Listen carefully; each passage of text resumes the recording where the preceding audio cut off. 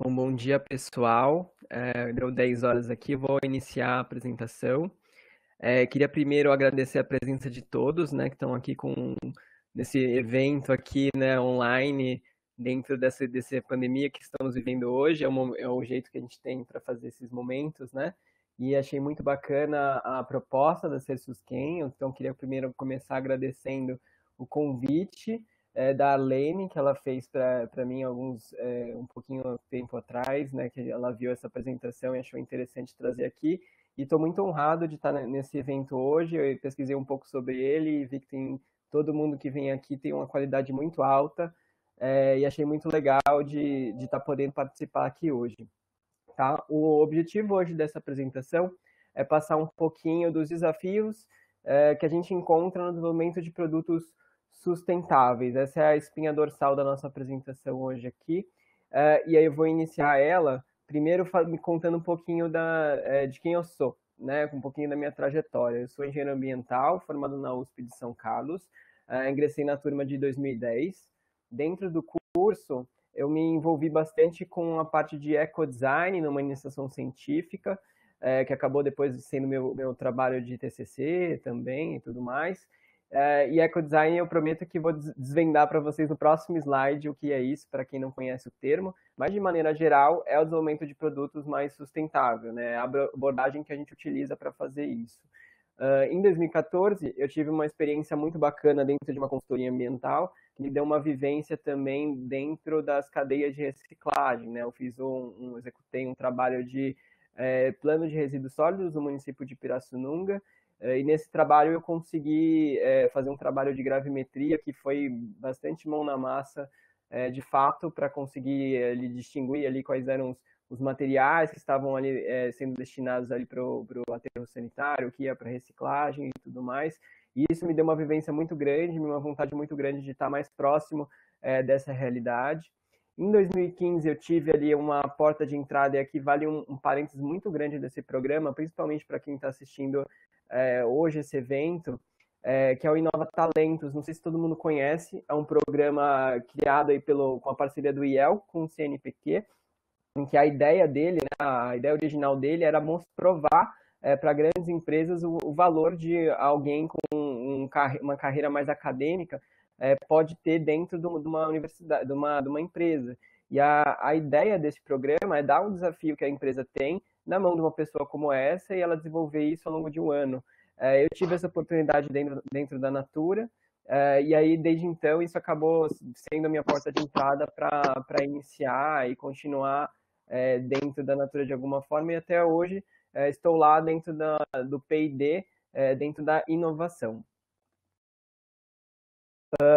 E agora, a primeira coisa que eu queria trazer aqui é uma coisa que vem muito na minha cabeça desde que eu me deparei pela primeira vez com essa palavra, e eu vejo que muita gente, quando às vezes me procura para falar de ecodesign, tem essa ideia também, né? A expectativa do ecodesign leva para a palavra design, carrega muito essa parte da arquitetura, um pouco mais, né, um pouco mais artística. E aí, quando você pensa o ecodesign, você junta isso, você imagina coisas como essa que o ecodesign faz. E não necessariamente. O ecodesign, na verdade, grande parte das vezes está mais ligada à figura da direita, que é, na verdade, onde acontece as tomadas de decisão em que a gente implementa o ecodesign.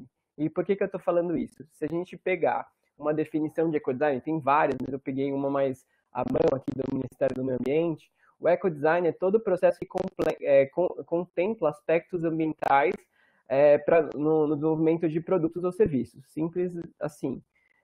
E o que seria isso então? Então, toda vez que a gente estiver concebendo um produto, a gente tem que ter clareza do que aquela decisão que eu estou tomando de design naquele produto, ela vai acarretar lá no impacto.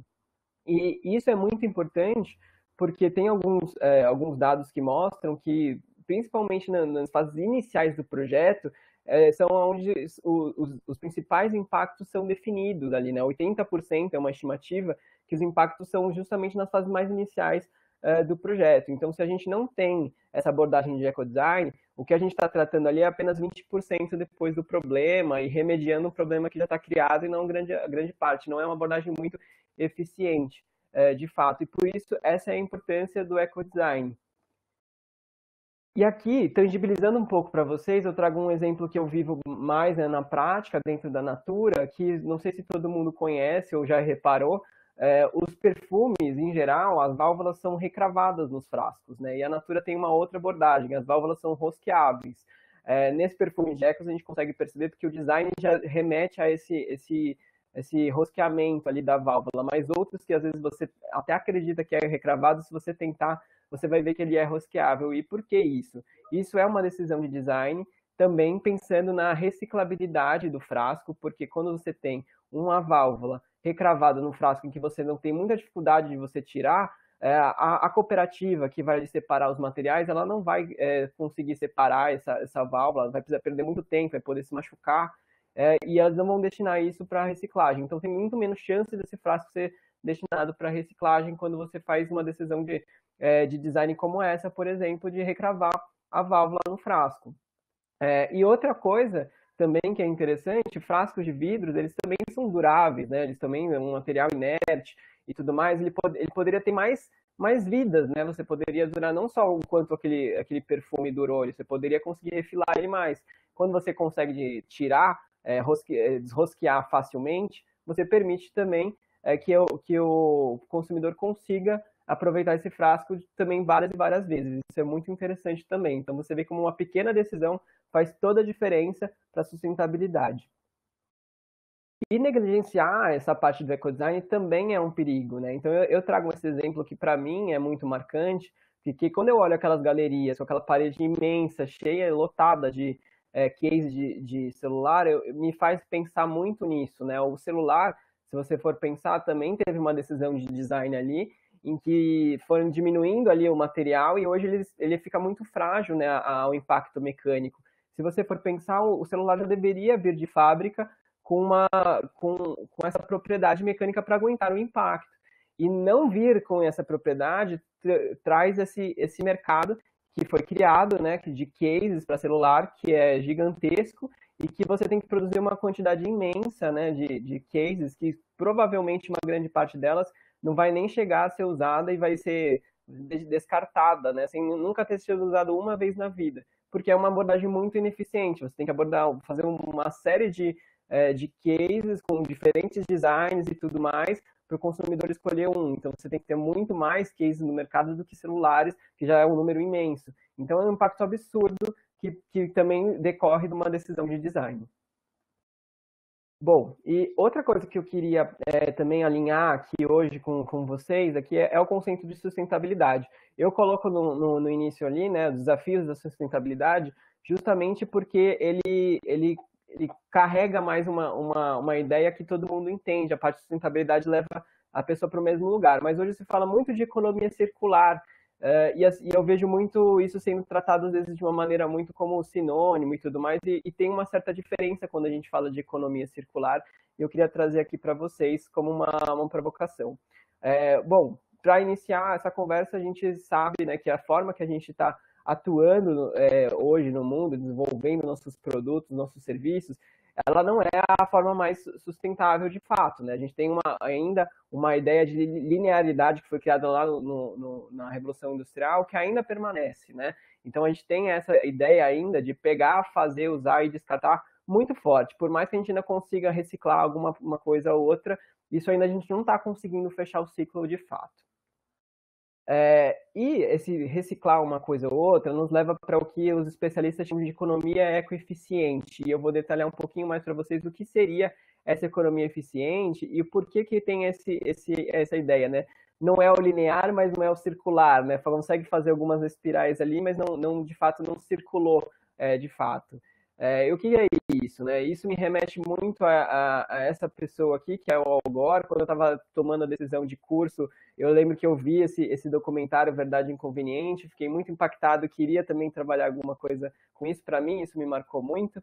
E para mim, eu acho que é um marco também no momento que a gente toma bastante consciência, né? Você vê ali um dos candidatos, né? Ele foi candidato à presidência dos Estados Unidos, trazendo esse discurso muito forte do nosso impacto no mundo, né? Isso é bem marcante. Mas quando você olha esse documentário, as soluções propostas são sempre de desacelerar um pouco o impacto ambiental, reduzir o impacto ambiental. Porém, essa abordagem de redução, de a gente pisar um pouco mais no freio, ela não vem dando muito certo.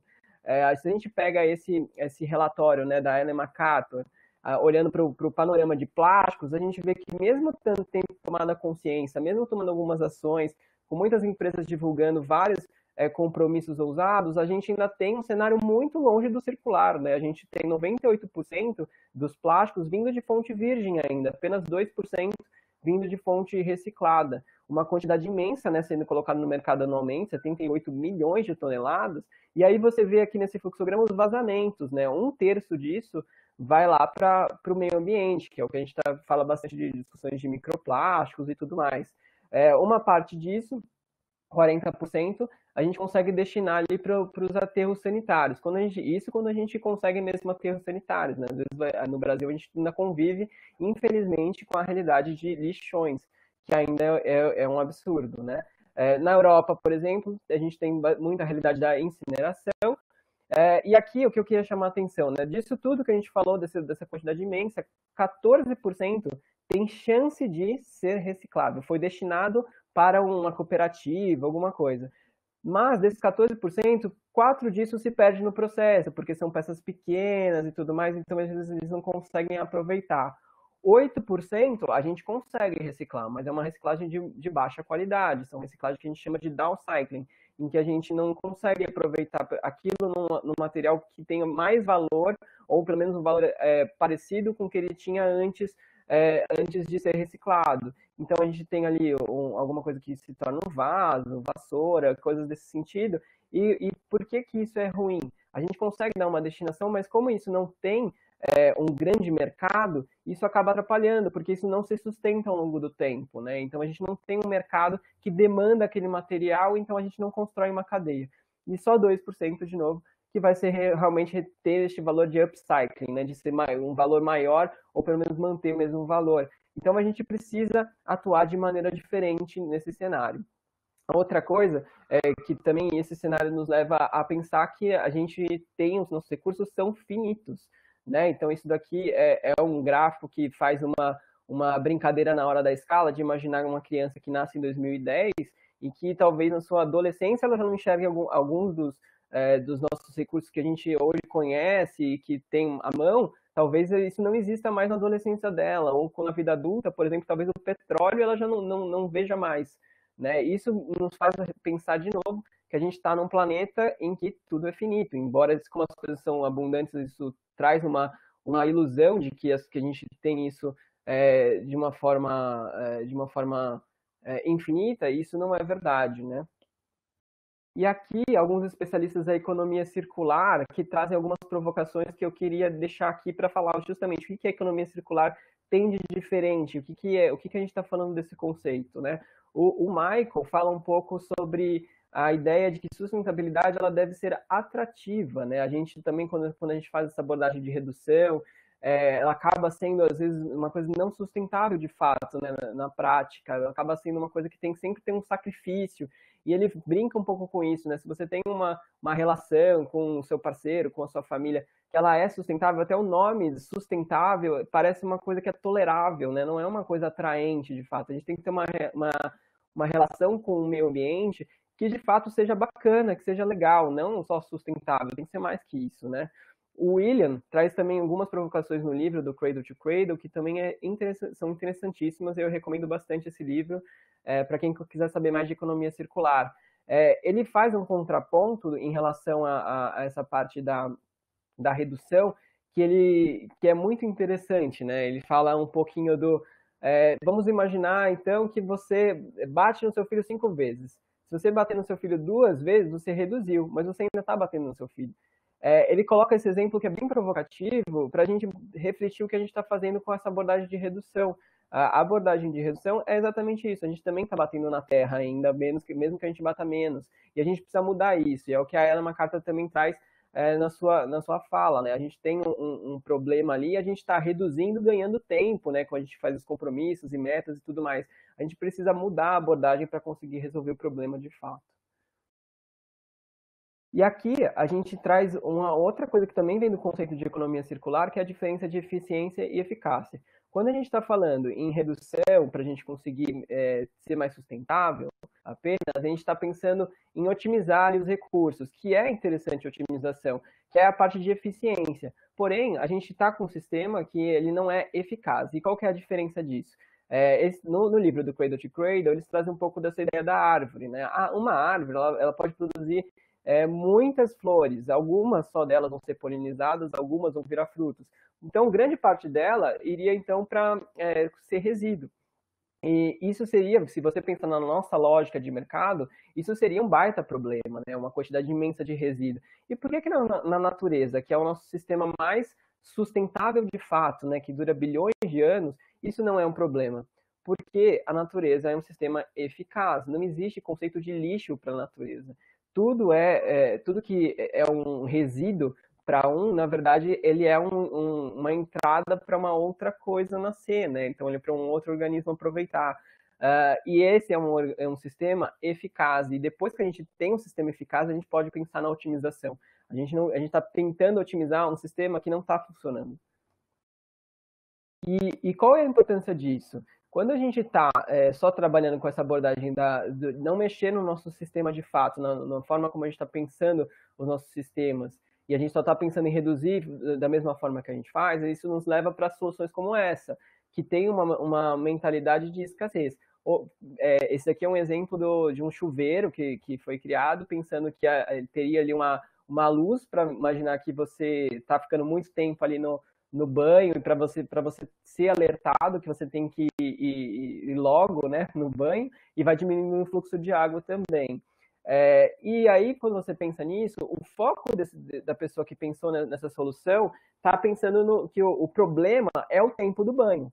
Mas se você pensar, o problema não é o tempo do banho, o problema é o desperdício da água. E aí, se você pensa dessa forma, que o problema é o desperdício da água, te leva para outro lugar, te leva para soluções como essa daqui, que você poderia pensar na recirculação da água. E aí o problema não é o tempo do banho, você poderia ter tempo o que você quisesse se você tivesse um tempo, uma solução como essa. E isso é muito interessante, por isso que eu trouxe essa provocação, para a gente que está pensando em novas soluções sustentáveis, a gente tem que pensar bem, definir bem qual é o problema, para a gente conseguir pensar em soluções criativas e inovadoras de fato. E aí a gente pensa numa lógica de economia circular, de abundância, como a natureza também é. E aqui a gente introduz, então, só rapidamente o que é essa teoria da economia circular, em que eles dividem os fluxos de materiais em dois grandes grupos, o grupo biológico, o grupo técnico. O grupo biológico são o grupo que nem eu dei o exemplo da árvore, que é um exemplo de material orgânico, que pode ser biodegradável e a gente segue o ciclo natural.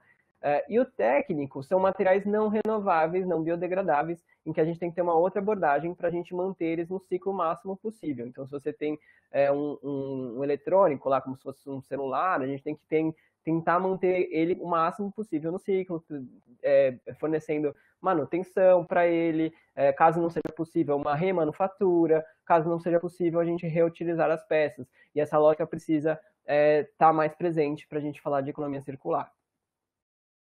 Bom, desculpa. Antes disso, eu queria só me falar, né? Eu vou passar aqui agora todos os desafios que a gente tem dentro do desenvolvimento de produtos e vou trazer esses balãozinhos com os desafios. O primeiro grande desafio é traduzir esses conceitos para a prática, né? Isso são conceitos novos, são conceitos que a gente precisa disseminar o máximo possível e que não é tão simples assim a gente disseminar isso para um mercado tão estabelecido, né? Então esse é o primeiro grande desafio que eu coloco aqui. E para a gente falar de desenvolvimento de produtos, a gente precisa entender bem o que é o desenvolvimento de produtos. Então, para a gente pensar fora da caixa, a gente dos desafios, fazendo o cruzamento de como isso acontece na prática no desenvolvimento de produto. Primeiro, um olhar fora da corporação, né? Então, primeiro, se você imaginar uma grande empresa que ela tem ali um projeto, esse projeto nasce ali com as marcas, geral com o pessoal de marketing, né, que vai identificar a demanda, que vai criar um projeto, e esse projeto vai ter vários atores, né? Então, primeiro, alguns algumas agências de design que podem ajudar a desenhar esse projeto, algumas consultorias, eventualmente, que podem ajudar com algumas informações e tudo mais. E na execução do projeto, a gente também tem vários atores. Então, a gente tem, vamos imaginar que é uma embalagem plástica, né? A gente vai ter um fornecedor ali de pellets, né? Que são a matéria-prima mesmo do plástico, vai ter os convertedores que vão fazer todos os processos ali de moldagem para esse plástico, para depois isso virar uma embalagem que pode ser envasada ali pela própria marca e depois distribuidores eventualmente. Então aqui um grande desafio, e isso é uma forma muito geral, ainda pode ter muito mais atores do que isso aqui, a gente tem um grande desafio que a gente precisa passar todos esses conceitos que a gente começou a conversar para todos esses atores. E como a gente comentou aqui, são indústrias que são, às vezes, né, centenárias. É difícil da gente introduzir esse novo olhar para quem já está acostumado a esse olhar linear. Não é tão simples assim mudar essa mentalidade. E o olhar para dentro também, não é só para fora do que tem atores diferentes. Dentro de um projeto, você tem, dentro da mesma empresa, pessoas de diferentes repertórios. A gente tem o pessoal da engenharia, marketing, desenvolvedor de fórmula, embalagem, regulatórios, finanças, o PMO e tudo mais. E são pessoas com diferentes carreiras e que não necessariamente tiveram também esse contato com a parte ambiental. E quando a gente falou lá de ecodesign, essa pessoa precisaria ali considerar os aspectos ambientais para na tomada de decisão. E às vezes elas não enxergam, às vezes é um ponto cego para elas e elas não sabem a consequência das decisões dela na parte ambiental. Então isso é um grande desafio também. Essas pessoas também precisam conhecer dessa teoria para a gente conseguir, de fato, implementar o ecodesign. E outro ponto também aqui é que a gente, em geral, as soluções sustentáveis, elas são novas, elas são inovações. E as inovações também carregam ali uma série de fatores, né? Em geral, a gente tem, isso nunca foi testado, isso às vezes está numa escala que hoje vai ficar com um preço mais caro, enfim, tudo isso acaba também sendo um outro desafio. Então, porque quando você está no meio de todo esse pessoal, você precisa trazer uma nova solução, e essa solução ela não corresponde ali com todos os requisitos do projeto, isso também é um empecilho também dentro desse projeto para a gente conseguir implementar a sustentabilidade.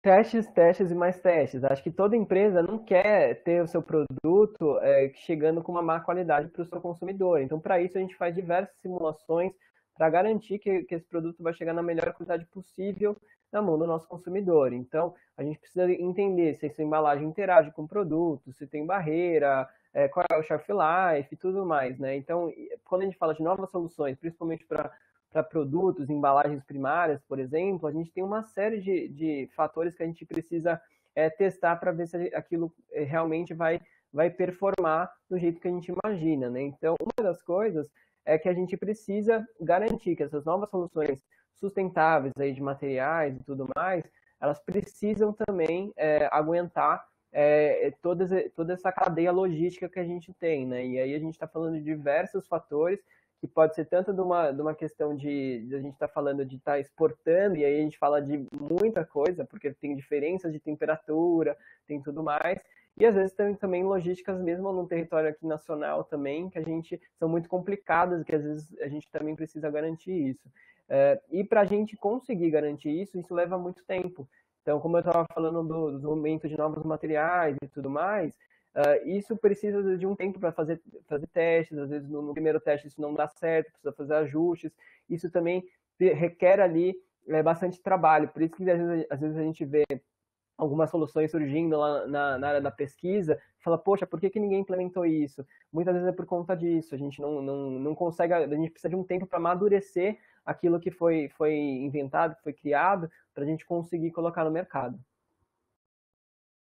E aí, falando nisso, a gente tem também outro desafio, que é quando a gente está falando de testes, a gente tem um resultado que não é tão legal. Eu tenho um material ali que ele não tem uma propriedade mecânica tão interessante. Se eu combinar com outro material, acho que eu consigo trazer isso.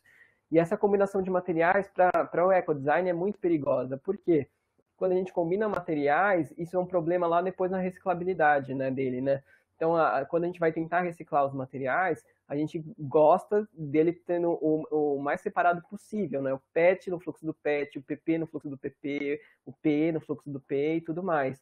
Quando a gente faz essa mistura, é possível de reciclar? Sim, mas isso gera uma maior dificuldade, isso é muito mais complicado, né? Então, diferentes, quando a gente tem, às vezes, polímeros com densidades próximas, isso complica demais, enfim. Tudo isso é uma dificuldade, e aí aqui eu coloco só um parênteses, que é uma exceção, a Tetra Pak. A Tetra Pak também é uma combinação de materiais, mas hoje a gente consegue reciclar isso com maior facilidade, podemos dizer que temos uma cadeia mais madura, mas foi muito por conta de um grande esforço que a Tetra Pak conseguiu implementar no mercado, investindo em tecnologia, investindo em comunicação, e nesse caso eles são um case de sucesso. Mas muitas outras embalagens a gente tem muita dificuldade ainda quando a gente se trata de combinação de materiais. Outros desafios também a gente tem na incorporação de MRPC. Essa sigla eu sempre coloco, né, nessa apresentação porque eu acho interessante da gente conhecer. O mercado trabalha muito com essa sigla. É a sigla para material reciclado pós-consumo. E aí eu também queria trazer um disclaimer do que é o pós-consumo em diferença do pré-consumo. O pós-consumo, a gente considera que quando a gente tem um produto e ele cumpriu ali o que era esperado ali para o seu serviço, a gente considera ele como pós-consumo. E, em geral, eles estão relacionados àqueles produtos que eles passaram ali por toda uma cadeia já de cooperativas, passou pela coleta seletiva e tudo mais, tá? E o pré-consumo é quando você tem alguma para do seu processo em que você consegue aproveitar, né? Então, isso também tem seu valor, mas ele é o pré-consumo, que é diferente do pós, que tem toda uma cadeia que gera valor, tá? Aí aqui a gente tem uma série de desafios. Aí alguns desafios são interessantes de compartilhar com o público que está escutando aqui hoje, porque acho que tem muito a ver também com propriedades químicas, né? Então, por exemplo, as cores, quando a gente está falando de reciclagem do plástico, isso é um problema, né? Porque quando a gente tem plásticos de diferentes marcas, diferentes aplicações, a gente tem cores muito variadas, e quando a gente mistura tudo isso, a gente tem um problema muito grande, porque essas resinas elas vão ficando com uma cor mais acinzentada e cores mais claras, são muito difíceis você conseguir implementar em um projeto que queira usar material reciclado e seja, sei lá, uma peça branca, por exemplo. Então é muito difícil, é um desafio bem grande, é possível de resolver, mas é dificílimo. Outro desafio é que a gente tem também, como eu comentei, essa variedade de aplicações, a gente tem também muitos produtos que interagem com esses plásticos e acabam incorporando uma carga química neles. E essa carga química também acaba sendo um desafio também no final de vida deles, porque é muito difícil de você padronizar essa resina no final, e isso carrega também outros desafios também nas propriedades químicas e mecânicas desse material. Então, como marca, você quer ter o máximo possível de controle do que você tem na mão. Quando a gente está falando de material reciclado, esse controle é muito variável do que o que chegou para as cooperativas, né? Que tipo de material. Então, a gente precisa também ter um trabalho para conseguir padronizar isso, e é um grande desafio quando a gente fala de material reciclado. E outro ponto, que é uma questão mais de cadeia, né? E aí também fazendo um paralelo com esse panorama que a gente vive hoje, a gente tem a gente tem a cadeia de reciclagem sendo muito afetada, né? Então isso também atrapalha quando a gente está falando de usar material reciclado nos produtos. Isso também não é uma variável que está tão na mão assim, tem uma variedade de mercado um pouco maior. Esse também é muito interessante de compartilhar aqui hoje com vocês, que é um pouco do cenário regulatório, né? A gente conhece muito a aplicação de plásticos para alimentos, a gente tem isso mais regularizado, a gente tem ali padrões e tudo mais. Mas para outras aplicações, e aí a gente tem aplicações diversas, eu coloquei as duas fotos para contrapor justamente por conta disso. Você pode querer usar material reciclado para uma madeira, ou por exemplo, um material de limpeza. E hoje a gente trata isso como igual, porque hoje a gente só tem a regulação hoje como para food grade, né? Então, mas a gente tem diversas aplicações, cosméticos é uma delas, a gente tem de limpeza, e hoje, como a gente não tem nenhum outro balizador, a gente utiliza de alimentos. Mas será que a gente deveria usar a mesma regra mesmo? Será que a gente não deveria ter outras regras para outros setores? A gente precisa amadurecer esse ponto também. Eu coloquei aqui a exceção do PET, porque o PET a gente já consegue ter isso mais regulamentado também para outros setores além do alimentício. Mas isso é um ponto bem grande. Como a gente assegura que não tem nenhum material, né, que está dentro do material, não tem nenhum componente que está migrando para o meu produto, que pode ser um risco para o meu consumidor. Isso é um ponto importantíssimo quando a gente fala de reciclagem. Bom, e agora saindo da caixinha um pouco do desenvolvimento de produtos, eu queria entrar na caixinha da parte de sustentabilidade, em que também a gente tem vários desafios ainda dentro desse tema, né? E aí, isso acontece muito quando alguém me pergunta qual é a solução mais sustentável, se é X ou se é Y. E sempre que eu respondo essa pergunta, eu falo muito que eu preciso entender melhor o problema, e por isso que eu coloquei essa frase, né? A gente precisa se debruçar muito mais tempo o que é esse problema e conseguir estudar para depois saber, então, qual é a solução. E aqui eu queria trazer que sustentabilidade não é um indicador só, né? Então isso acontece muito isso. Pessoas que não conhecem tanto do tema, elas querem saber qual que é o mais sustentável, como se fosse uma coisa simples. Mas na verdade eles têm vários atributos ali dentro. Aqui eu coloquei só alguns para ilustrar. Mas quando a gente está falando de sustentabilidade, a gente está falando de resíduos, a gente está falando de impacto em água, a gente está falando de mudança climática, a gente está falando de tudo isso. E ainda dentro desses temas, a gente tem derivações. Então, em resíduos, eu estou falando da incorporação de material reciclado, mas posso estar falando da reciclabilidade também. Não necessariamente essas duas coisas conversam. Às vezes você melhora a reciclabilidade quando você utiliza algum material virgem. Se você usar um reciclado, ele tem menos cadeia. Então, esses trade-offs que eu coloquei aqui são muito importantes da gente esclarecer. A gente não é tão simples a gente definir qual é o mais sustentável.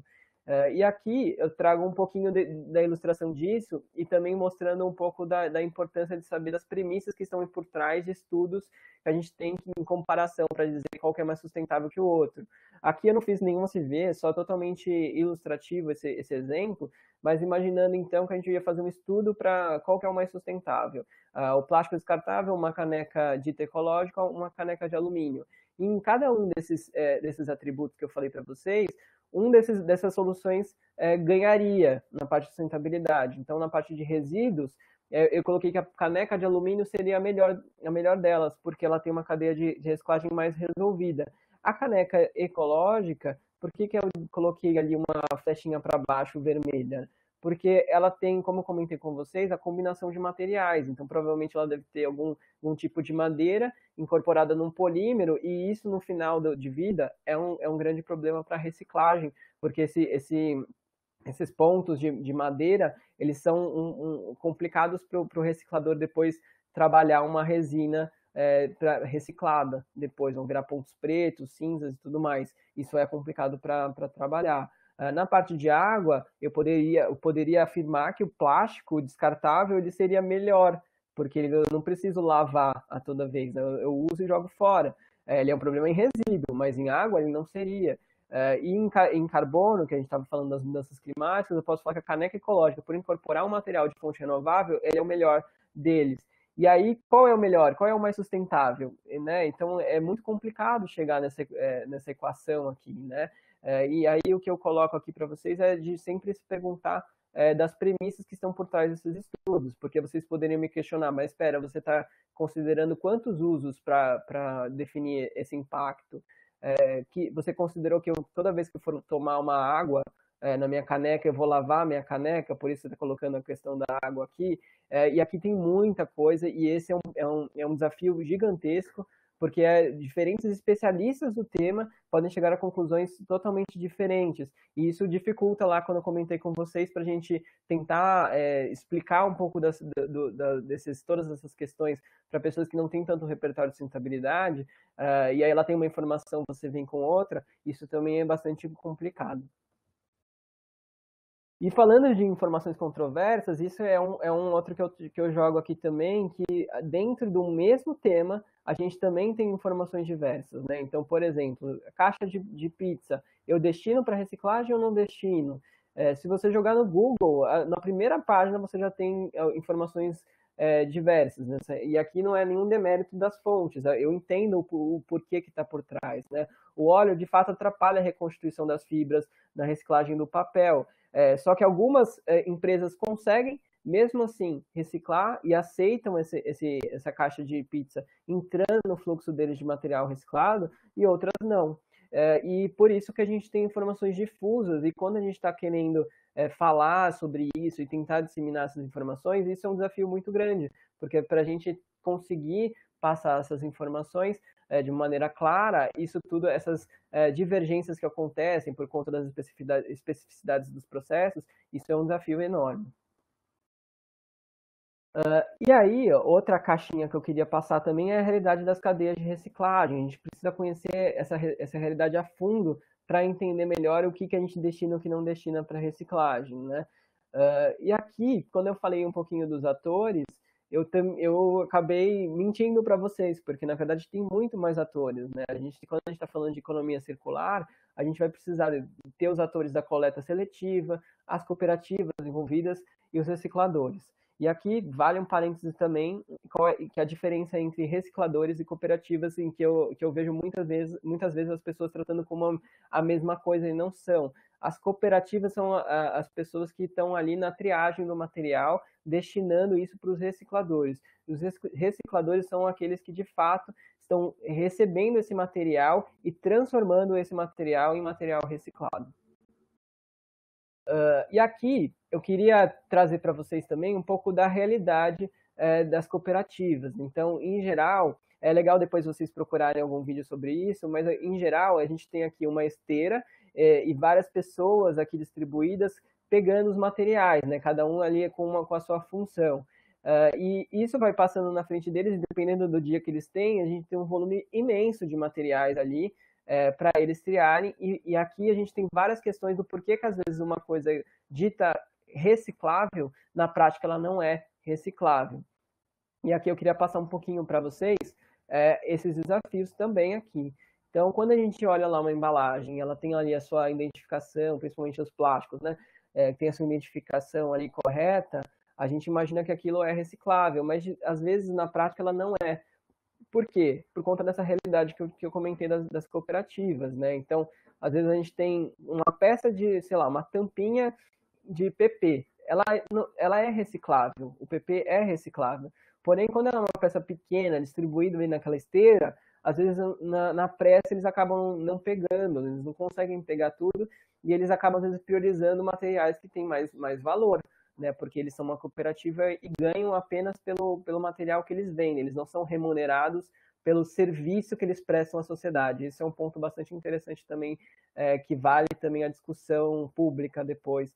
Mas isso, eles precisam então fazer escolhas no final do dia para conseguir ganhar mais dinheiro possível.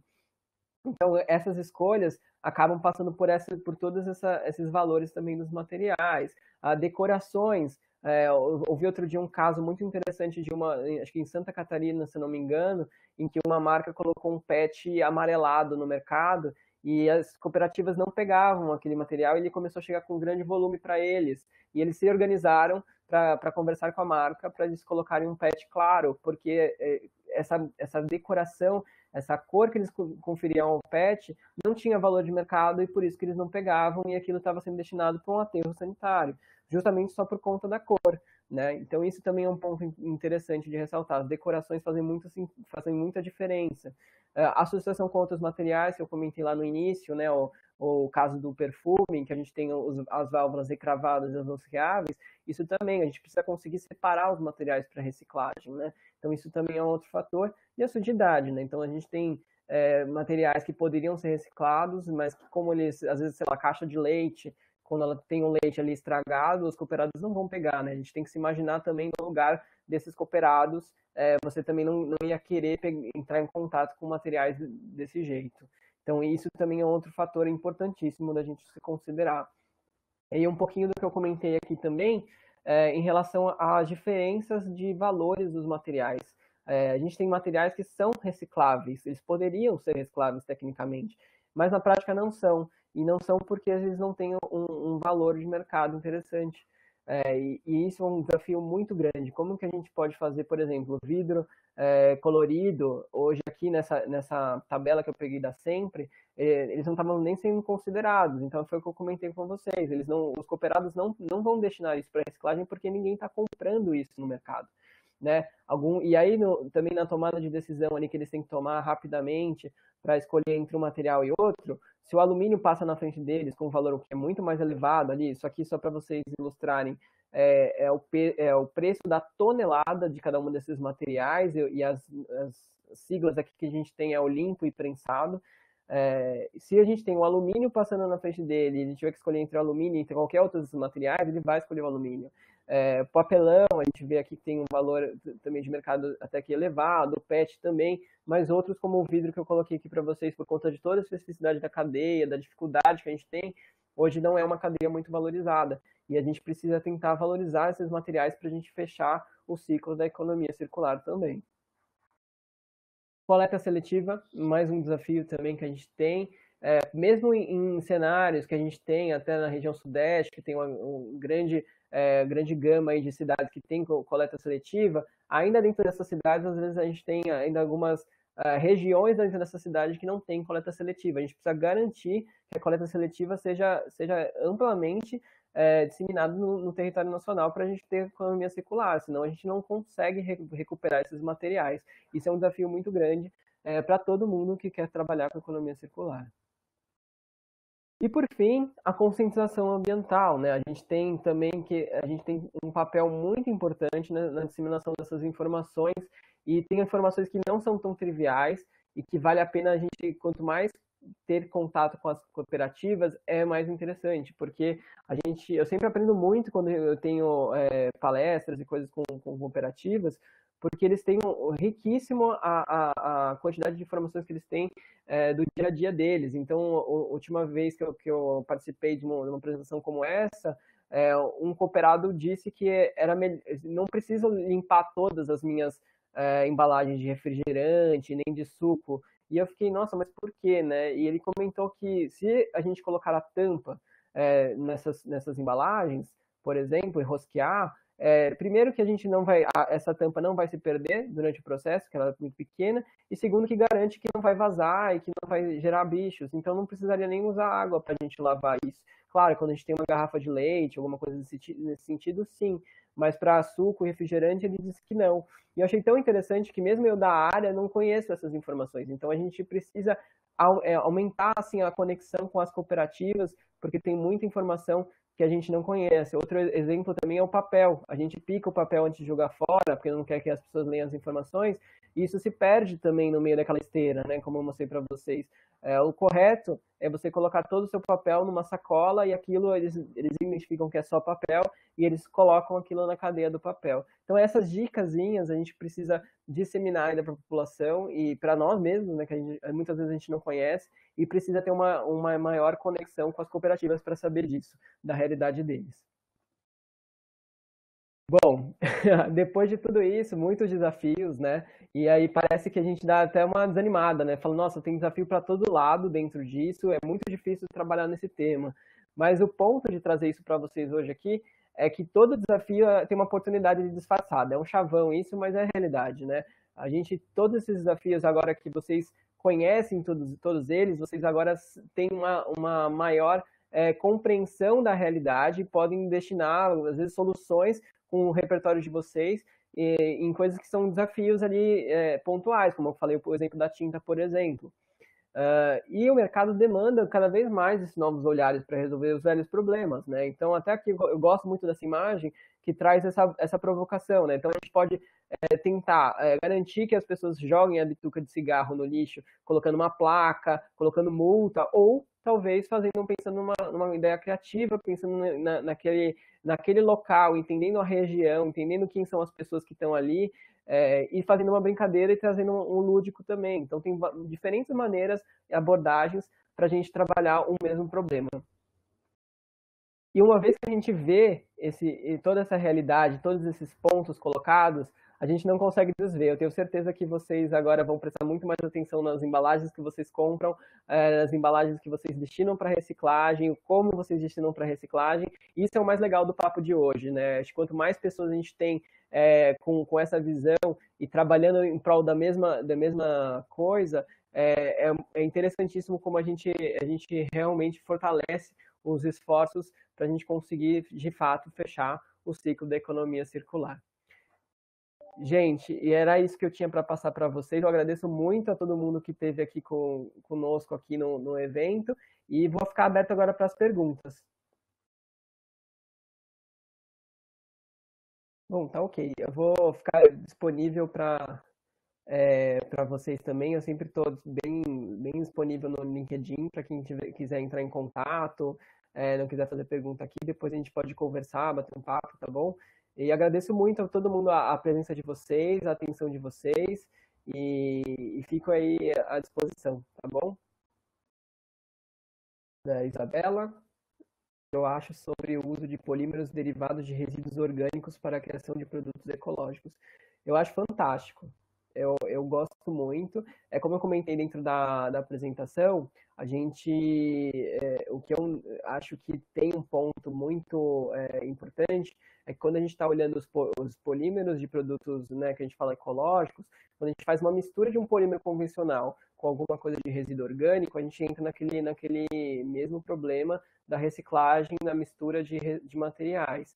Mas quando a gente consegue, de fato, fazer algo 100% ali de fonte biológica, né, que aí às vezes pode ser até biodegradável, eu acho fantástico e eu tenho visto muita coisa surgindo nesse sentido, e mesmo aqui no Brasil, e acho muito legal essa ideia e acho que é o futuro. O Bruno colocou que ficou em dúvida em relação ao MRPC. Eu vou comentar aqui novamente. O MRPC são materiais reciclados pós-consumo. O que é isso? O material, quando a gente desenvolve um produto, a gente tem, sei lá, uma embalagem de hidratante. E a gente imagina que ela vai cumprir ali até o final do ciclo de vida dela. Quando você entrega isso para o consumidor terminou de usar, aquilo já é o pós-consumo. E aí aquilo vai ser destinado para reciclagem. E aí pelas coletas seletivas, pela cooperativa que vai criar esse material, o reciclador que vai transformar aquilo em reciclado de novo, enfim, isso volta para a cadeia. Esse a gente considera que é o material pós-consumo, tá? E o material pré-consumo é um material que, em geral, a gente tem ali os resíduos no próprio processo. Então, no plástico, a gente tem os galhos ali, né, que a gente tem como resíduo polimérico, que a gente pode voltar para o nosso processo, reprocessar para isso, e aí ele é um material reciclado também, mas ele é um material reciclado pré-consumo. Tá? No vidro também a gente tem isso, o caco de vidro também volta para o próprio fluxo dele também, é um material pré-consumo, tá? Acho que é essa a diferença. E aí se não ficou claro, depois você pode me procurar e a gente pode esclarecer. Tem uma pergunta da Amanda aqui, né? Os vidros coloridos para artesanato, vi que nos vidros coloridos não havia informação no valor de mercado nos vidros coloridos. Devo trocar para incolor? Pensando na reciclagem, assim, isso é bem interessante, viu, Amanda? Porque até alguém uma vez me perguntou sobre artesanatos que a gente faz, né, quando a gente mistura materiais, que eu falo disso, a gente também faz artesanatos e coisas que misturam material, e aí eu sempre tenho uma abordagem assim, dependendo do artesanato que você faz, se é uma coisa que tem uma duração maior de vida, eu acho que ainda é ok, mas se você puder trocar pelos vidros incolor, pensando na reciclagem, pode ser interessante, né? E aqui tem uma questão de mercado mesmo, né? O vidro, a gente tem um vidro que de fato a cor está incorporada na receita do vidro e tem um vidro que ele é pintado, né? E é possível também de tirar essa cor do vidro tecnicamente, mas hoje a gente tem o mercado não utiliza isso porque o vidro ele tem um valor de mercado muito baixo e aí, esses processos também geram um custo ali.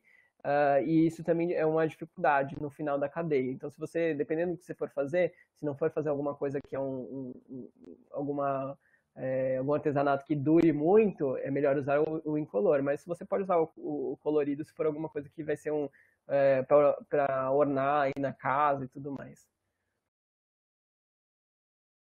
Para cosméticos naturais.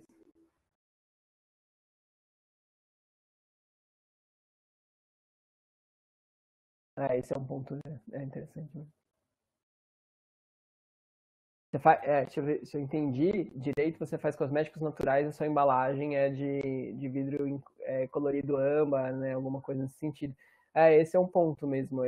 Pensando no produto, tá vendo? Isso é um desafio, né? Claro. Para você pensar no seu produto, você precisaria dessa cor para você proteger ele da luz, né? E é o que a gente estava comentando lá da parte dos testes. O melhor para a reciclabilidade seria ele ser incolor. Mas para o seu produto, no shelf life, também não vale a pena você fazer um produto que não vai durar. Ou você colocaria um shelf life muito menor no seu produto e você divulgaria isso, vou fazer isso por conta da cadeia do vidro, ou você teria que buscar outras soluções, talvez ali alguma outra conservante natural que você poderia ajudar, alguma outra coisa, forma de conservar esse produto, tá? Carolina Santos. Qual a sua opinião sobre os cosméticos greenwashing? Atualmente vejo que várias marcas vêm trazendo cosméticos veganos, mas olhando a composição, vejo que mesmo sendo veganos, a preocupação com o meio ambiente é deixada de lado. Carol, eu concordo com você, e aí eu tenho várias críticas também em relação a isso, que acho que acontece um fenômeno parecido com o que aconteceu com a economia circular, né? As pessoas não sabiam muito bem o que era economia circular e colocou isso no mesmo balaio ali de sustentabilidade, não é bem assim. O vegano também é um movimento e que parece que ele é muito voltado, também tem, claro, um olhar para a sustentabilidade, mas ele não necessariamente por si só torna a marca sustentável. Então, as embalagens não são sustentáveis porque o produto é vegano, por exemplo. Tem que ter todo este olhar também, né? Então, eu acho que no início ainda vai gerar muito essa confusão de vegano é sustentável, a embalagem é sustentável e tudo, mas depois eu acho que sendo consolidado esse tema do vegano, eu acho que depois isso passa e as pessoas vão voltar de novo a olhar para a sustentabilidade, entender que vegano é um atributo do produto, mas que também pensando na sustentabilidade tem vários outros atributos. Eu acredito que vai acontecer esse amadurecimento do mercado.